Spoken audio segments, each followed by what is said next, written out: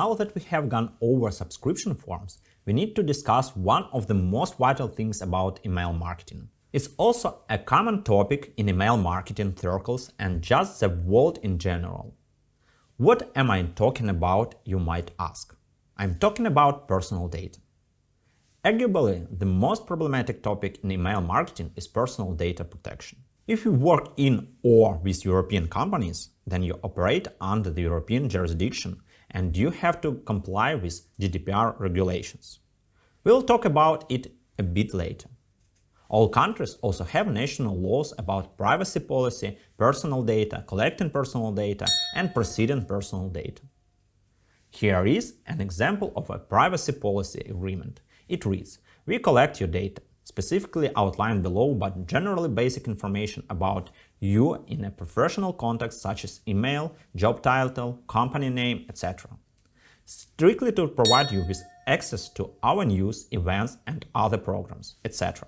It is a very important part of email marketing communication. So when talking about the legal side of communication, you have to remember 4 letters: GDPR. GDPR stands for General Data Protection Regulation. You'll have to remember this law when you start processing personal data, when you are trying to get your audience to subscribe to your newsletter, or when you try to communicate with them in any way. Everything you do must not go against GDPR. I'm not a lawyer, I'm a marketer. So the only thing I can say on this topic is that you should have all of your policies, activities related to GDPR, your terms of use, privacy policies, and links to your PDF files must be on the first page of your subscription form.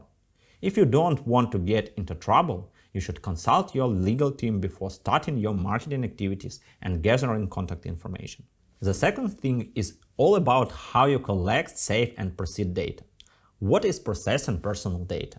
It includes the collection, recording, organization, structuring, storage, adaptation or alteration, retrieval, consultation, use, disclosure by transmission, dissemination, or otherwise making available, alignment or combination, restriction, erasure, or destruction of personal data. Discuss all of these things with your IT team. There are a lot of small details concerning the steps you have to take. Things like data safety. Is your data safe? Can hackers steal this information? Etc.